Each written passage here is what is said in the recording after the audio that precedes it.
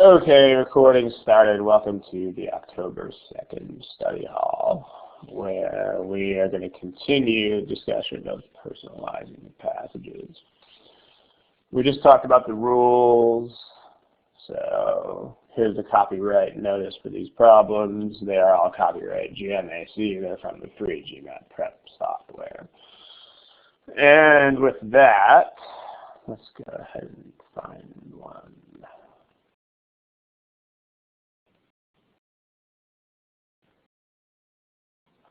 Okay, you'll see a problem pretty soon. There you go.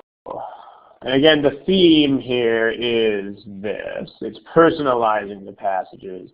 And what we mean by that, the discussion we've had in previous classes, whenever a passage has to do with the actions of people or businesses, it's like the old saying, that medical school is easy if you're the patient, which is very true, right? So you can always get better insights by just taking on the perspective of whoever is most central here. So just take a moment to think about who is the key decision maker, or whose actions or whose priorities determine how the situation is going to turn out. So one way that you might want to do these, again, you can try on different ways of reading these passages. But one way that you might think about going through these things, if you see a passage that involves people, like first you can quickly browse it, notice what the goal is. Because you don't want to spend too much time reading the original passage without a goal. I mean, if you don't really know what you're trying to do with it, then it doesn't make a lot of sense to spend a ton of time reading it. So then figure out whose point of view is most important to the resolution of the problem. I mean, a couple of these are pretty, there's some patterns here. Like if you got a passage about whether a product will sell, for instance, then you're going to have to think about buyers, like what would motivate the buyer to purchase the product, that sort of thing. So, but just think about whose actions ultimately make this thing go or not go. Then when you've done that, just adopt that point of view. Take it, go back, read the passage from that point of view. Give it a shot. So here's the problem that we had. And don't forget where your multiple choice answers are found. Multiple choice answers are here.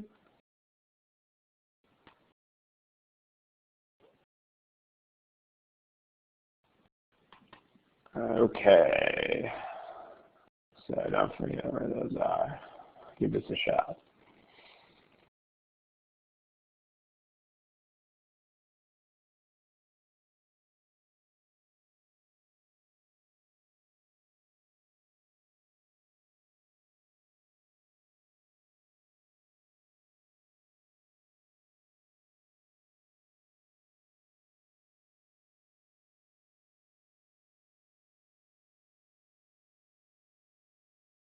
Okay, we should probably be finishing this up fairly soon. Although fewer than half of you guys have picked things yet. So time to pick some things.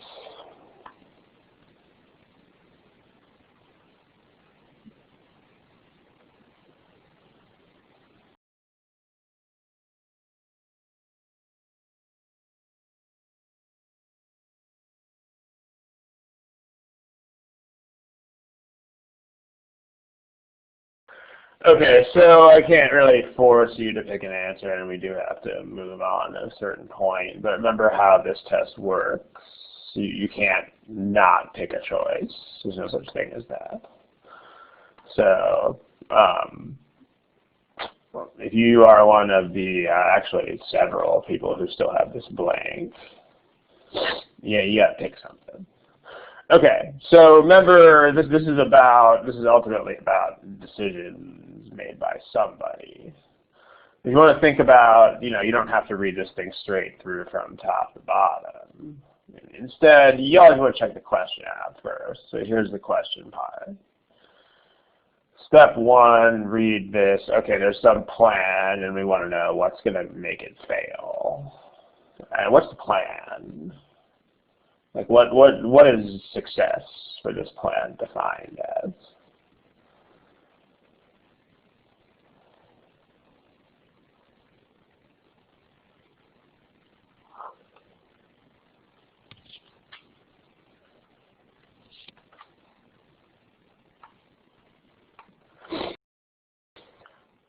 Yeah, I mean, the plan is the ultimate goal of the plan is to make purchasing electric vehicles more attractive. So success, by definition, is going to mean that more people are buying electric cars. So what does it mean now that this would happen? Threatens the plan's prospects for success, means in concrete terms, we had to explain it to a 9-year-old. What would this mean concretely to threaten the plan's prospects for success? Concretely though, I mean, less attractive, getting there, but you can be more concrete than that.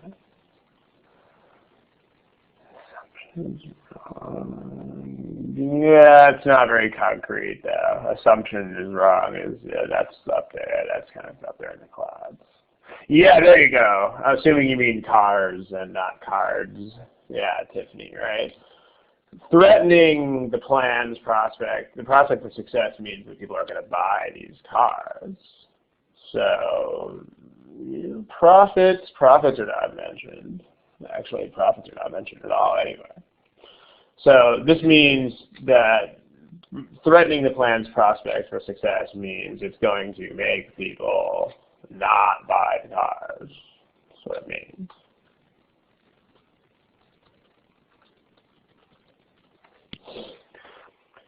So whose decisions ultimately lie at the center of this issue?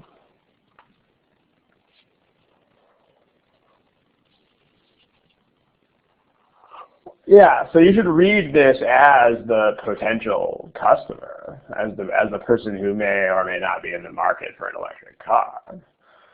Because, definitely that's the decision that matters here, is whether someone buys this car or not. So you should read from that point of view. Okay, read from the point of view of the customer. Okay, so we do this, and in particular, it's not just any customer. It's customers who want to do what?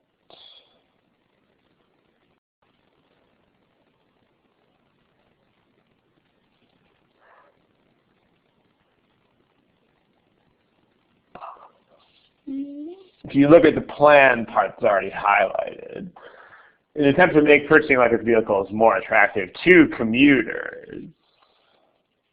So that's who you are here. The plan is meant to appeal to commuters. So success means that more commuters are buying these cars, and lack of success means that they're not. So from the point of view of the customer, this means you are a commuter who is considering buying one of these things. Okay, but the commuter part is important because anything that's going to appeal to non-commuters is basically irrelevant to you. And as what they're saying here is that you are very likely to also want to use your electric vehicle for occasional longer trips. Okay, and so what they're going to do is they're going to offer you 3 days of free car rental for every 1,000 miles that you drive. All right, now you want this to work against this plan. So the key part of this thing is decoding the answer choices, because this sounds good, right? I mean, this plan sounds like a nice plan when you first read it. Sounds like a decent idea. So let's take a look at the answer choices and see what kind of effect they have. What what effect does A have on you as a person who commutes to work in your car? No effect at all, right? I mean, electric vehicles used for commercial purposes, that's not you, so you don't care. And again, it's a lot easier to tell when things are relevant or irrelevant if you have a personal stake in the passage, because you can just be like, nope, I don't care. I mean, if you personalize this point of view, it is extremely obvious what matters and what does not matter. Okay. What does B mean for you? This price is already high. And if they do this, it's going to drive up the price even more. You have candy, but you have to pay for a chicken. That's one way of saying it, right? So, because, yeah, right, if the price is already high and it's going to get even higher, then that's definitely going to put people off of wanting to buy the car. So this is a choice that we want. As far as this comment that's in the chat box here, someone mentions, okay, the passage doesn't talk about prices, and this is true, but this is exactly the point. I mean, if you've done much critical reasoning, then you'll realize this is pretty much always how it works, at least on any questions involving strengthening, weakening, or evaluating arguments.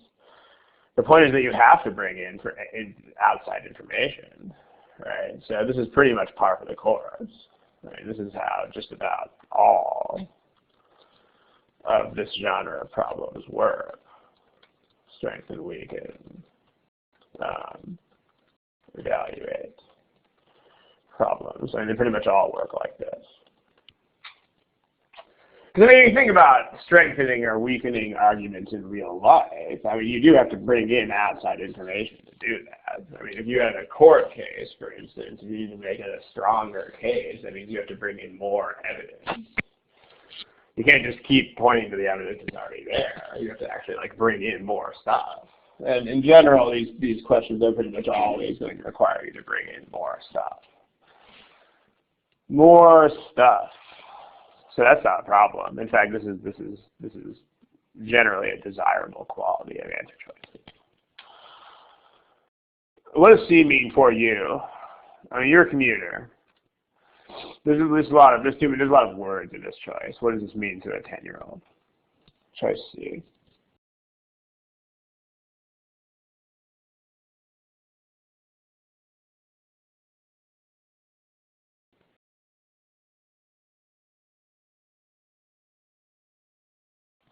Someone simplified this for me. Yeah, it just means that recharging, I like the way Wilton puts it there, right? Recharging the battery is not the issue. I wouldn't say don't need the rental, because the inability to use electric vehicles for extended trips, inability means inability. I mean, you might be able to charge your battery easily enough on commutes, but an inability is still an inability. So the rental would still have value. But basically C says that the battery charge time, which could potentially have been an issue, is actually not an issue. So this is definitely not going to be a bad thing for buying this car, right? Because basically what we're saying here is that something that could have been an issue, a potential issue, becomes a non-issue here. So that's actually going to work in favor. It strikes down one of the cons of buying this car. So it may not really add to the pluses, but at least it takes away a minus, which is overall, in terms of the effect, is kind of equivalent, yeah. What about D? Although electric vehicles are essentially emission-free in actual use, generating the electricity can burden the environment. Well, not really much of a clear connection to anything here. I mean, you would have to make a million zillion very tenuous assumptions about the way that our buyer thinks and prioritizes things in the world. You would have to make lots and lots and lots of assumptions out of nowhere, because power plants burdening the environment, there's no obvious connection to buying car or not buying car here. Because I mean, even if this were any issue, it's still an electric car, and it probably pollutes the environment a lot less than gas cars do. So, exactly, it's what I'll just put it in the chat box. Absolutely. And then E, some of these things are used primarily not for commuting. This is sort of like choice A. I just don't care because I am a commuter. And as a commuter, I honestly don't care about non-commuters. It's not really my problem. Any questions about this problem? I mean, notice once you adopt the point of view of the potential buyer of the car, your life is a lot easier. A lot easier. Any questions about this problem, feel free to type them in the chat. If not, I will put another problem on the board. Let's see. Recharging patterns. Okay. Wow. What, Arvind, I don't really see what you are saying about D. Maybe you can ask a question that is a question and like ends with a question mark and is more specific. So our price and cost now. Figueroa, give me some context for your question. I mean, which words price and cost are you asking about here?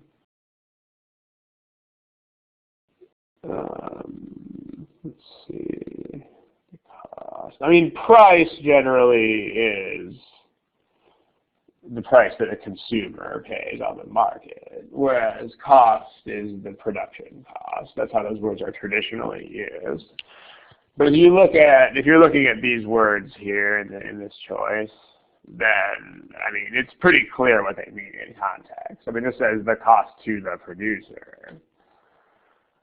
And then that cost would add to the price. So this price is definitely not the producer's cost. Otherwise, you would have this redundant sentence. So this must be the consumer price, and this must be the producer's cost. It's pretty. You can figure it out from context. Let's see.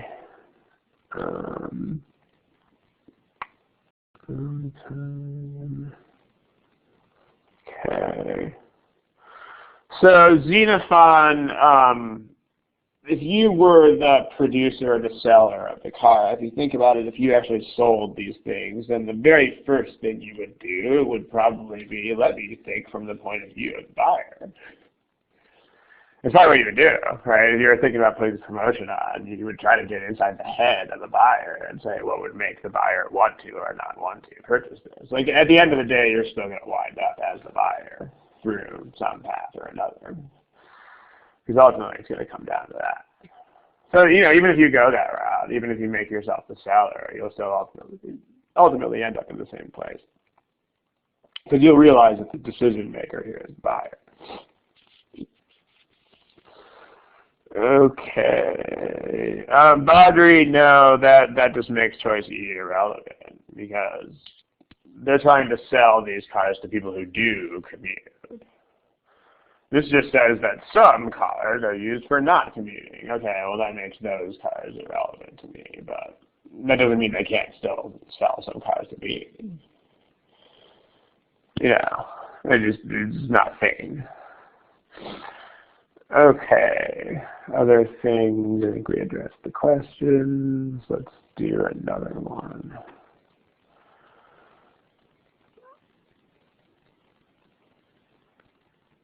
There you go. And multiple choice answers might cover up part of the question for a second. Okay, go ahead and give this a shot.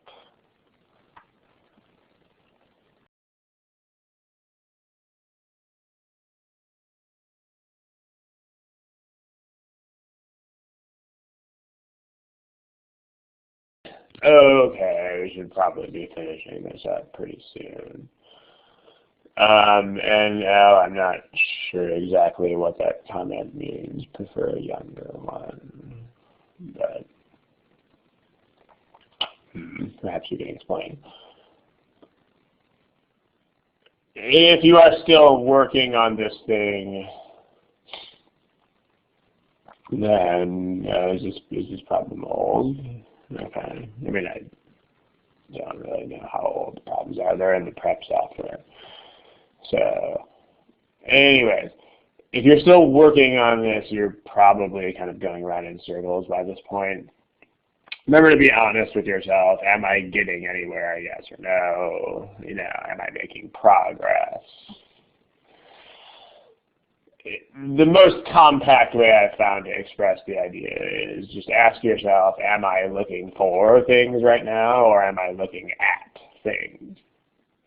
This is what you can ask yourself with all of verbal problems, because if you are just looking at words, then it's time to quit and guess.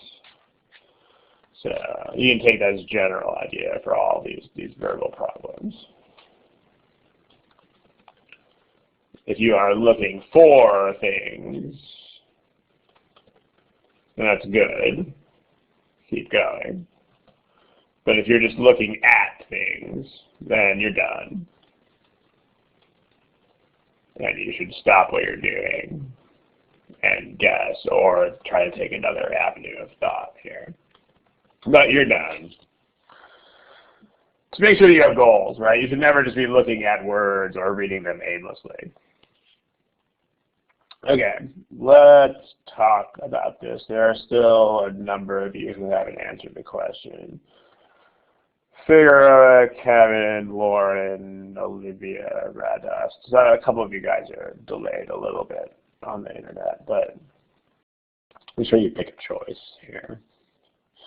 Okay, again, what you want to do is figure out whose perspective matters here, and in order to do that, you might want to read things out of order. So evaluate the argument. That doesn't really help us figure out a point of view, because it's not very specific. So in order to figure out a point of view, we got to dip into the actual stuff that's here. So the point, I mean, they don't generally hide the conclusions of things that you have to weaken or evaluate or strengthen. Like in those problems, the main point is almost invariably at the end. And same thing is true here. This is ultimately where they're headed with this. So the issue is whether inappropriate prescriptions will be written more often. I mean, whose action is that? Yeah, it's the doctor. Because if you think about it, who makes this happen or not happen, it's not the patient. At least not directly. I mean, ultimately, the decision maker here is the physician, the doctor. So you should read these things from the point of view of the physician. Yeah, last frontier, so to speak, sure, right? So you're the doctor, so now you look at this. This means they're only allowed to advertise prescription drugs directly to you. Like your patients don't see ads for prescription drugs. In the same way that in the United States it's illegal to have TV commercials for cigarettes or liquor. That's why they're always on billboards and stuff, right? They're just restrictions. So they can only advertise to you right now. But now they're thinking about allowing advertising to consumers, random patients. So, but then some people say, well, basically random patients are stupid and they might ask you for medicines that are totally bad for them. But you can say, you can nix that. You can be like, nope, bad, don't do it. And you can not give them prescriptions. So then they're saying that they would not become more common. That's a pretty ambitious statement. And that's basically saying that you are not ever going to write prescriptions that you wouldn't have written because these ads are out there. But yeah, it's like, if you think about it, the only way this could fail would be if you wrote more prescriptions because of the advertising, which would mean the only way that could reasonably happen is if a patient saw it, came into your office and was like, hey doc, I saw this drug commercial and I really want this drug. Yeah, you just got to think about it, right? Now that's the only reasonable way that this could not be true. Because there's no other influences exerting any sort of force on your decision making here. So, you can, as you read, you can figure this out. Not always, but a lot of the time when you read these things, you can figure out how you could weaken it or how you could go after it just by looking through it. So, as you read this one, you should figure out that the only way in which this argument could fail is if patients see the ads, come in, ask for the drug, and then you give it to them when you would not have given it otherwise. So you capitulate to what they're asking you. You're like, okay, sure, why not? Have it. Okay, this. There's a lot of big words here. But this is basically whether the ads will actually let patients know about drugs that will work for their diseases. And they didn't know about them before. Someone tell me about this choice.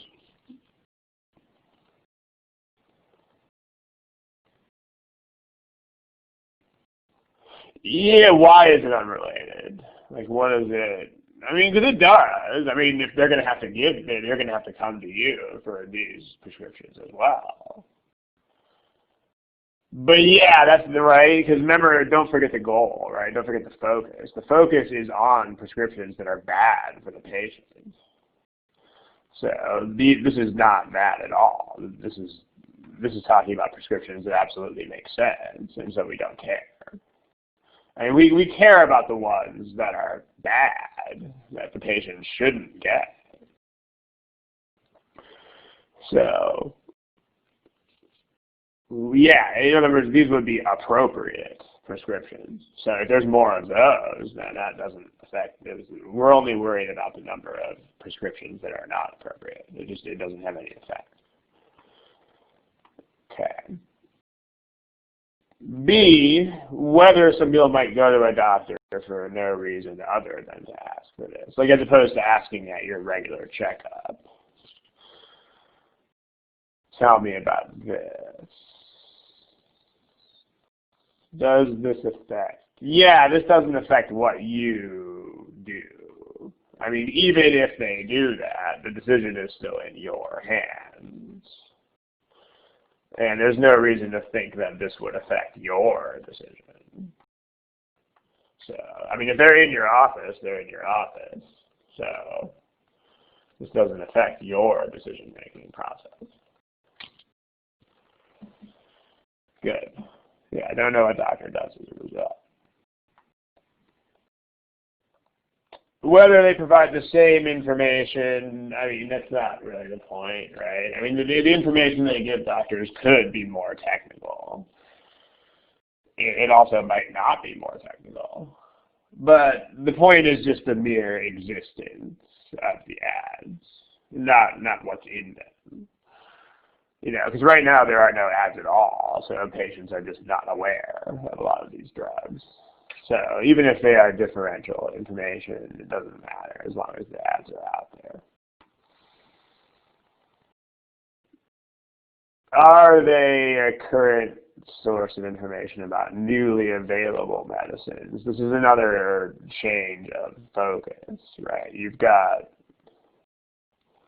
because newly available is not the point. The point is just inappropriate prescriptions. I mean, it could be inappropriate prescriptions for drugs that have been around for a long time.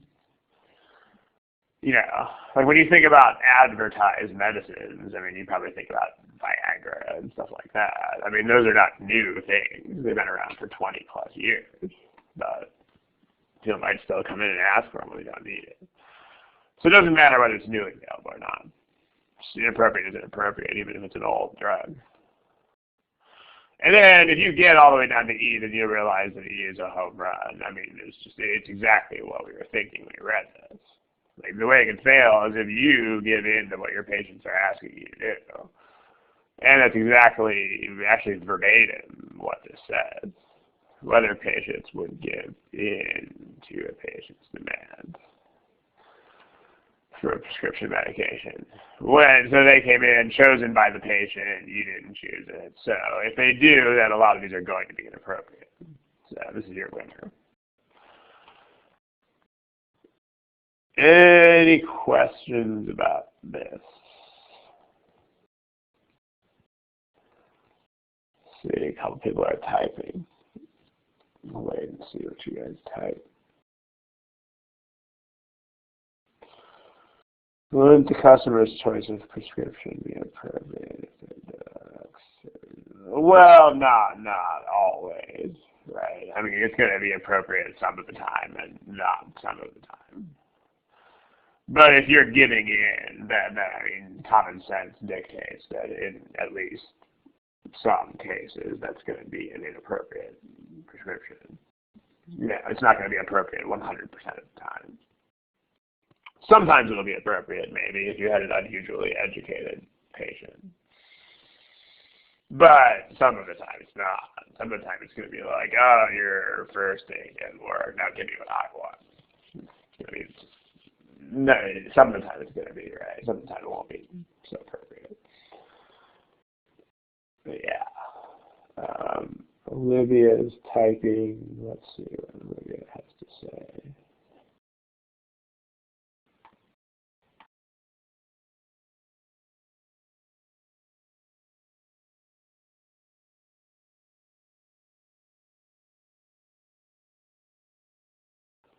Does the word evaluate? So evaluate basically means the same thing as strengthen or weaken, except you just aren't taking sides.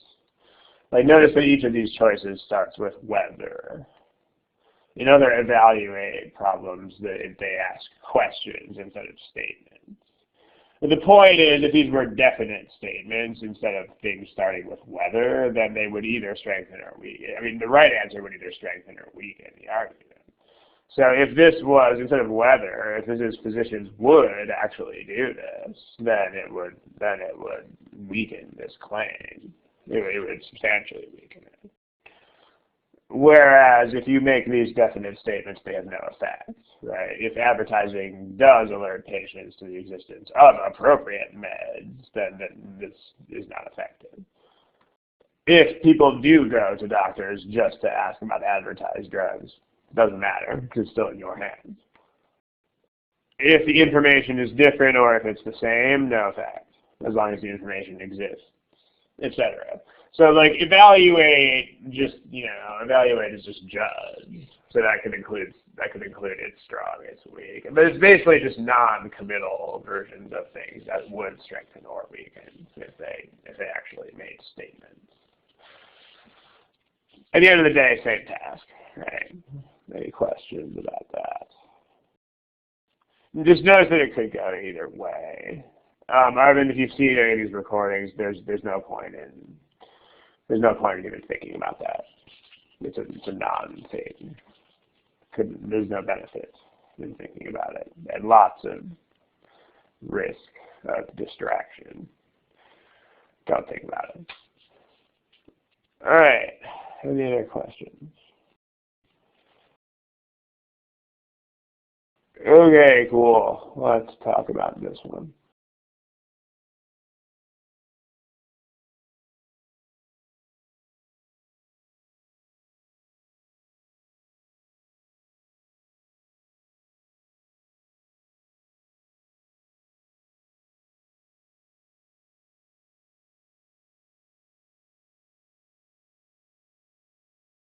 Okay, let's go ahead and pick something. remember, at this point, you've probably crossed over that magic border from looking for things to looking at things. If you're just looking at things, that's bad news bears. Okay. So this is definitely about what people do, right? I mean, this is all about government and elderly people and etc. So definitely we can personalize. I mean, whose point of view are we ultimately considering here? In fact, the conclusion of this argument is actually about someone's point of view explicitly this time. It's not even about action. Like this is what's happening. So whose point of view is going to be most illustrative here? Yeah, it's going to be the people who are actually experiencing this change, or should we say lack of change. Right, so basically they are no better off, which means they are financially in the same situation. So you want to know why. So you become an elderly person in this country, of Runaja or whatever, and you want to explain why this might be so, right? Like this is identical to those like explain the weird result or the discrepancy type of problems, right? You have to just fill in the reason. So, okay. Let's read this from that point of view. So they decided to increase your pension by 20%. Your pension, along with all the other elderly people, was increased by 20%. Okay, and that's one thing. That's a thing. It also says that no inflation, so it really was a 20% increase. So, you know, like in other words, the percentage increase was not erased by, if there was massive inflation, that could have erased the value of the 20%. But this means that, therefore, the value of the percent increase is real. If it didn't tell you that, then one way that you could justify what happened was just, okay, well, there was inflation of 20% or more. But they rule that out here. That's the point of the statement. And then, importantly, also, like you're not waiting to get the money. I mean, you got it. You actually received it. It's been duly received by all eligible people, including you. So, and you actually got the money. Like you're not still waiting for it.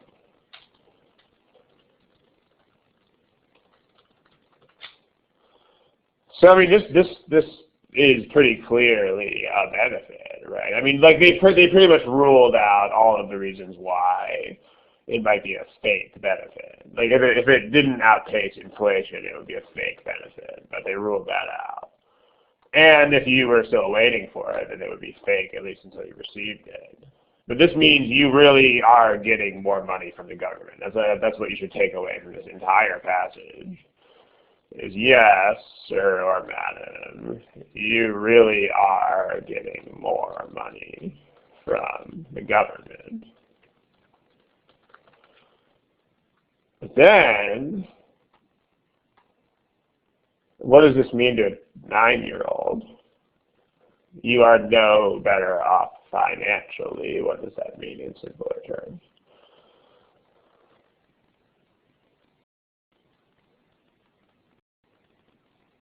Who's no better off financially? Yeah, you still, but somehow, you don't have any more money overall. The same total money overall.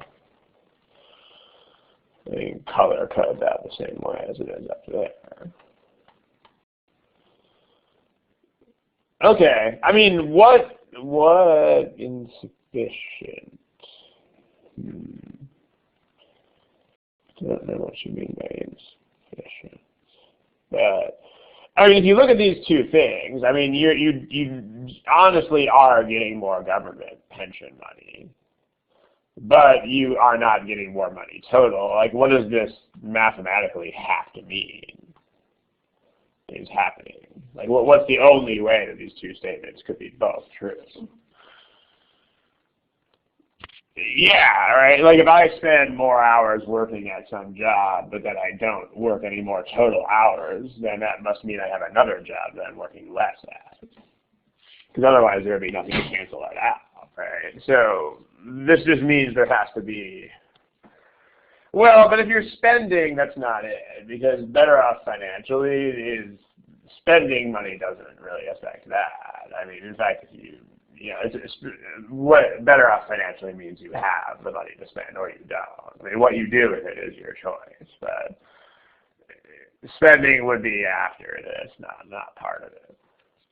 Yeah, the point is if you combine these two statements, then you got to realize, and this is a connection you should make as you read, because in the real world you would make this connection instantly. So whether you made it here is a pretty good litmus test of whether you're reading this the way you need to.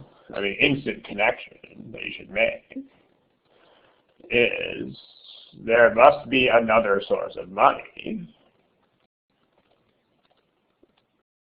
and that source must decrease in pace with the increase in the government. So that source must be paying you less as the government pays you more.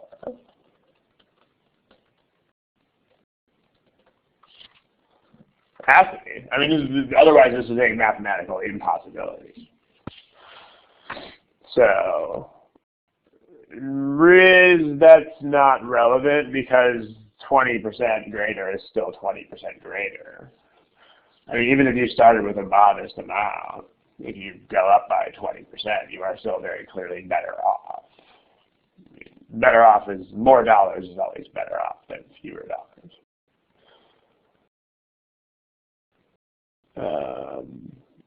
Yeah, if you have to set up algebra equations, that's probably not great. I mean, if you're using that as an explanation in retrospect, then sure. But hopefully you're not doing that while you're actually solving the problem. Hopefully. Yeah, I mean, that money's going down somewhere else. That SB says, right? Sure. So let's take a look. Well, Riz, R-I-Z, we're not assuming. I mean, it has to be true. Again, think about the analogy that I made. Like if I work more hours at a job during a certain period, but I don't work any more hours overall, then I have to have a second job where I work fewer hours. Because there's no way to cancel this out otherwise, right? So if you didn't have any other sources of money, then you would absolutely, in point of fact, be better off. Because if this was your only source, it went up. So I mean, if this is true, there must be another source. Okay.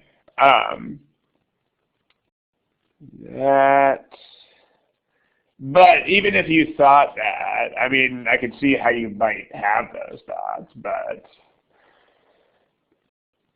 you got to think about math. I mean, if something goes up, but the total does not go up, then something else must have gone down.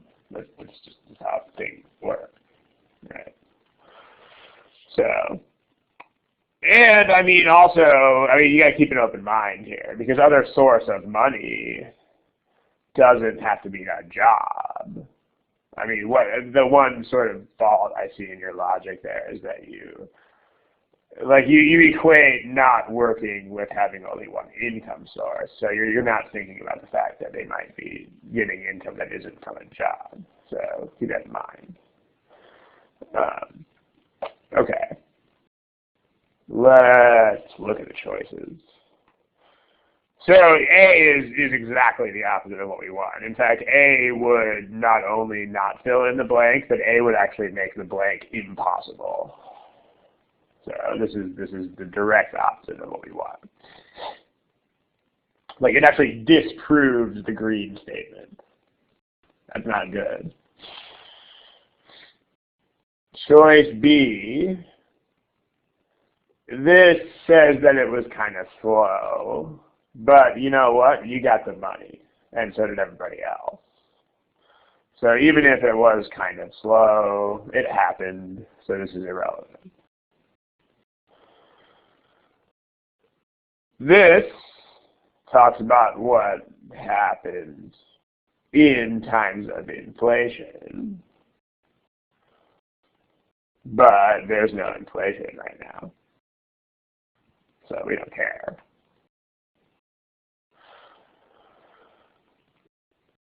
This says the pension was increased when there were more poor older people than ever, but okay, that's great. I mean, this may be the reason why they did it. I mean, this might be the impetus behind the increase. But that's not the point. We're talking about results. This is not a result. I mean, the way you would interpret this, I mean, this illuminates the motivation, perhaps, for the increase. But we don't care. We actually don't care what precipitated the increase at all. We only care about results. So this is also irrelevant. Doesn't matter what circumstances it was increased in. The fact that it was increased is all we care about. I mean, it might have been increased out of pure caprice, even when everybody was already rich. I mean, who cares, right? We're just talking about mathematical increases or not. And then E says, aha, here's your second source of income. It's your kids. Your kids are giving you more money, but only enough to bring you up to a certain point that equals a comfortable living. So in other words, only up to a fixed total, where that fixed total is whatever represents a comfortable living. So that's how this is going to change, right? Because I mean, your kids are saying, okay, we're going to bring you up to, I don't know, $50,000 a year dollars. Then if the government used to pay you 15 and now they pay you 20, then your kids are just going to give you 30 instead of 35. And you're going to come out with the same comfortable living amount. One of the things. So, but this is the only one that even addresses the thing that it absolutely must address, which is there's got to be some alternate source of income besides government. And none of the other choices go into that. So, Figaro, you actually don't need to assume that. Every set of children might have a separate standard for this, but the point is they have a standard, and their standard is not suddenly going to change. So, I mean, this might be 100,000 for one family and 25,000 for the next family, but the point is that it's still a constant number for each family. So, it could be different between families, but unless their standards will suddenly change, which is not really realistic. Can't use to measure better. NL, I don't understand. Maybe you could add some words to that sentence to explain what you're saying. Like I can't use what. You can't use what to measure that. Not exactly following. Help me out there a bit. Any other questions about this problem? Okay, no one else is typing. Let's move on to another one. This one. Give this a shot.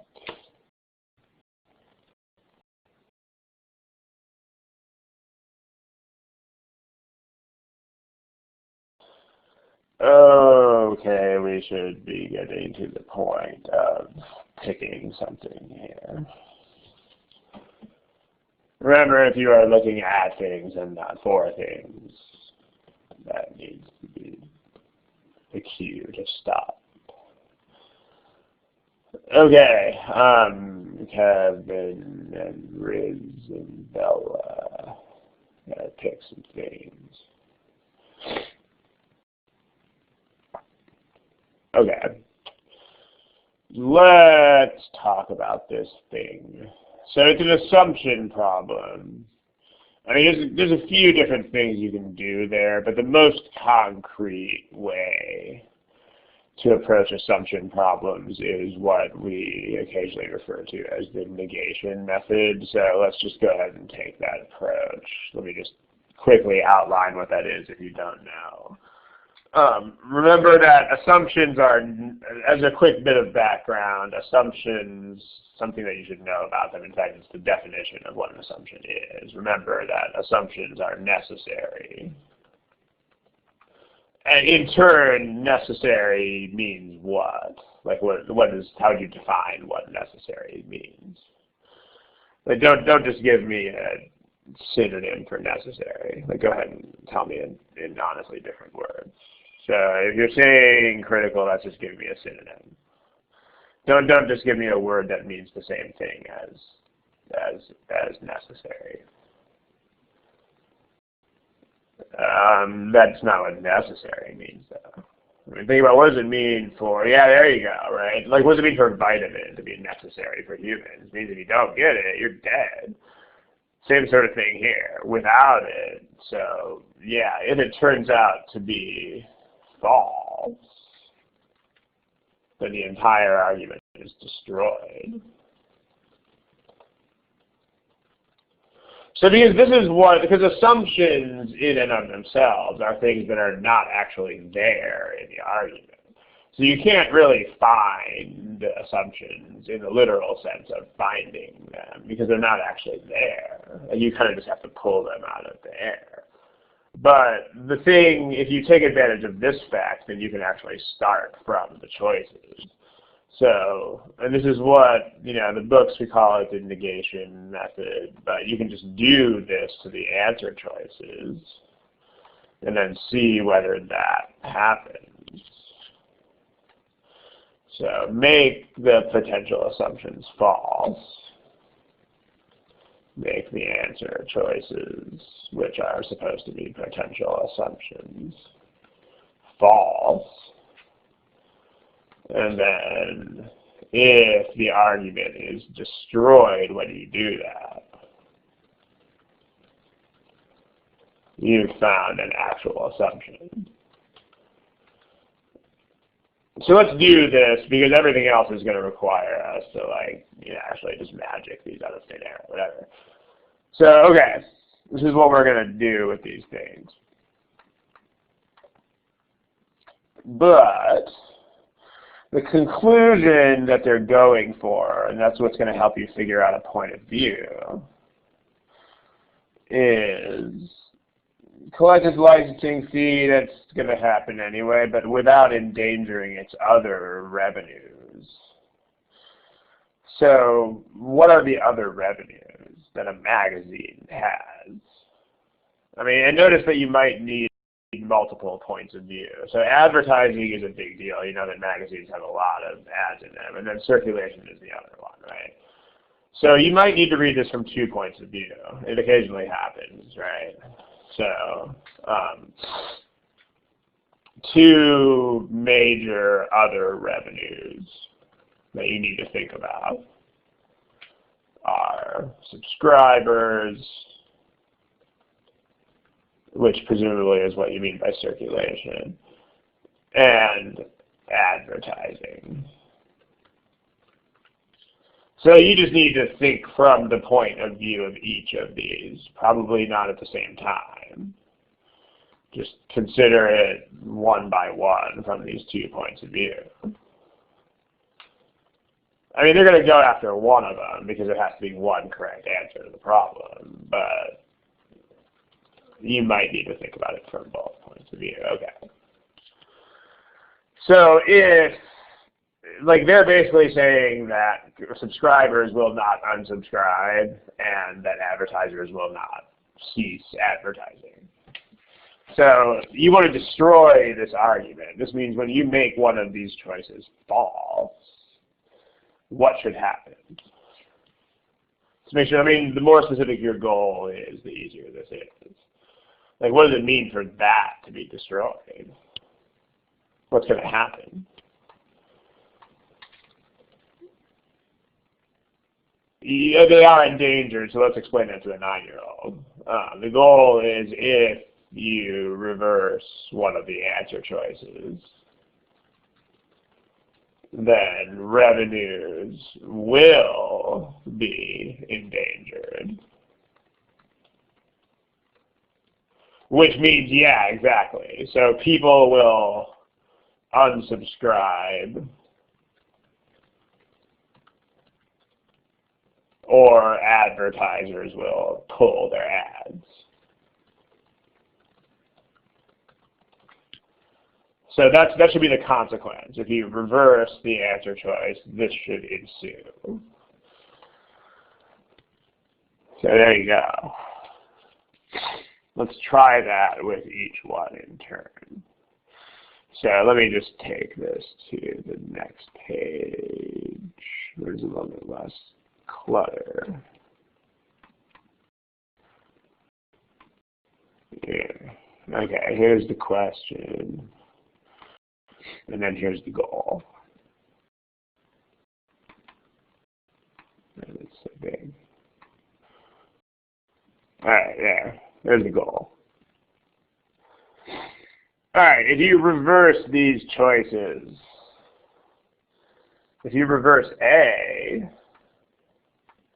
then you get, there are what? If A is false, what does that mean?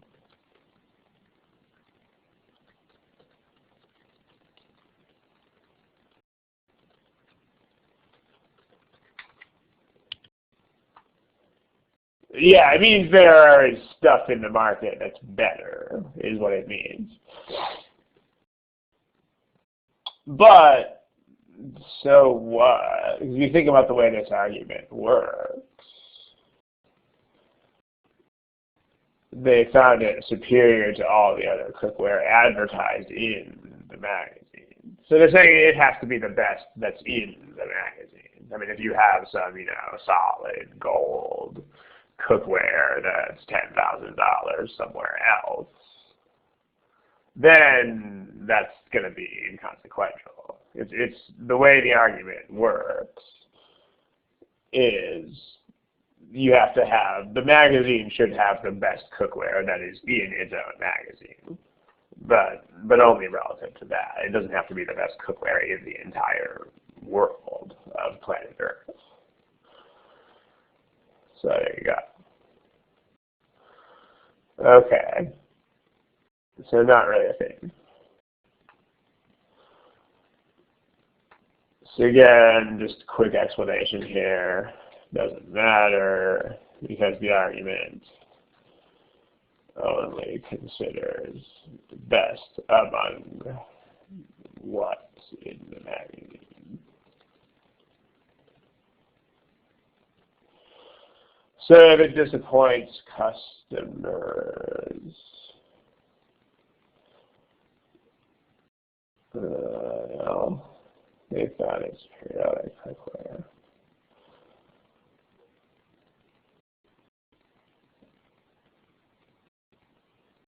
Yeah, what you got to think about here, though, because remember, you have to absolutely destroy this argument. I mean, if you're considering, you might need to invoke a little bit of common sense when it comes to this kind of thing. Like, A is saying, if you reverse this, there's some cookware somewhere out there in the world that is better. But that doesn't mean customers are going to be disappointed, right? I mean, just think about any other product that you would buy and think about how unreasonable of a standard that would be. Like if I buy a leather jacket that I'm really happy with, then, there's probably a leather jacket somewhere out there in the world that I would like better. But that doesn't mean I don't like the one I have. It's not reasonable to think that customers will be disappointed just because there's something better out there in the whole world. Be a little bit of a stretch. Certainly wouldn't destroy the argument. At most, it would make a tiny, tiny dent in it, but that's the most it could really do. Hopefully that helps. If we reverse B, well, that means that they will also license products other than cookware. Nobody picked this choice, actually, so be quick with it. Right now, we're only talking about cookware. So the fact that we're talking about stuff other than cookware here makes this choice just not matter. Doesn't make any difference. It doesn't say only. Arvind, if you, the word only there is from your fertile imagination. It just says they plan to license a line of cookware, but it's certainly not exclusive.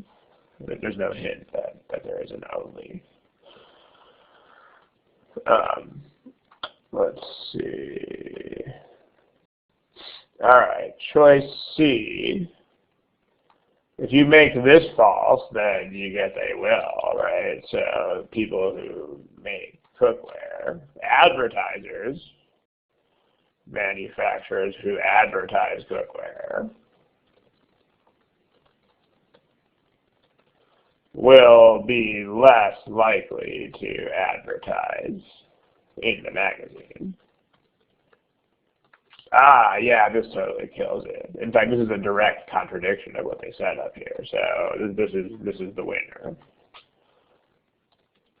And then again, notice how direct it is. Like if you had any issues with something like choice A, then by the time you get down to this choice, they should all evaporate because, I mean, just look how directly you've destroyed this. I mean, you have people who advertise. They will not find it less attractive to advertise.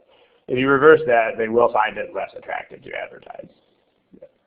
That means reduction in advertising. Total direct contradiction, complete destruction of the argument. So, that's what's nice about these. If you do this negation method, you'll know. Like when the argument is totally ripped to shreds, you will definitely know it. Choice D says consumers who are not, like new consumers, will be attracted. So if you reverse this, you get the name won't attract any new consumers. But what is the argument about? Is the argument about new revenues? No, it isn't. The argument is only about preserving existing revenue.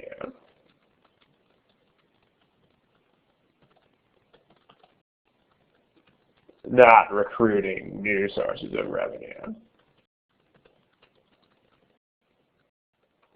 So remember, we look at what you did up here. This is why it helps to write down goals and look at them with your eyes. Because if you wrote this down up here, this thing is in this colored box. I mean, we're talking about existing subscribers and existing advertisers only. And if you write that down, then you can see right away that choice D is wrong. Because choice D is not about either of those people. It's not, or types of people. It's not about subscribers. It's not about advertisers. It isn't. It's about people who are neither of those at the moment. Not the issue. And then there's E like elephant. Kitchen is one of the most prestigious magazines. Well, even if it's not one of the most prestigious magazines. Thanks. I appreciate it. Even if this is true, I mean, that's fine. I mean, they still have a market niche. I mean, their ranking among magazines doesn't really have any bearing on this, because they still have subscribers and they have advertisers. I mean, if it's not one of the most prestigious magazines, then it's not going to be. The subscribers are not going to be people who are preoccupied with things like the utmost luxury. But, you know, it's still a magazine that exists, and they only care about their own consumer base and their own advertiser base. It doesn't really matter, right? I mean, the issue is Kitchen's consumer base and or advertiser base. Relative ranking, as it were, is irrelevant because we're not trying to prove anything versus other magazines. So, you know, this might be the simple cooking magazine where the gourmet magazines are much more prestigious, but that's fine. Market niche is a market niche. So, not a thing. I mean, yeah, because that's what an assumption is. So, yeah, when you negate statements, I mean, by definition, if something is an assumption, because remember, that's actually a definition, right? Assumptions are things that are necessary to arguments. But if you think about what does the word necessary mean, that's what it means. It means that if it is not true, then the whole thing is dead. So yeah, it will work every time because that's the definition of what an assumption means. So absolutely yes. Any other questions about stuff? Okay, well, we don't really have enough time to do another question here, so there's about 2 minutes left on the clock. So we will probably just close up shop here at this point. We do have some more of these. It may not be the next session because people have submitted some other topics, but we will do some more of this and at some near future date. But thanks for coming, and as always, thanks for attending. And the next one's going to be in 2 weeks, October 16th, I believe. You check the website just to make sure, but I think it is 2 weeks from today. It's not every Thursday. It's at most every other Thursday. And then when there are things like holidays or other miscellaneous things, then sometimes it's less often than that. So, like around Thanksgiving, there's 3 weeks off, and then around Christmas, there's like 4 weeks off, and so on, etc. All right, thanks, guys. I'm gonna go ahead and kill it at this point and stop the recording. Good night and good luck.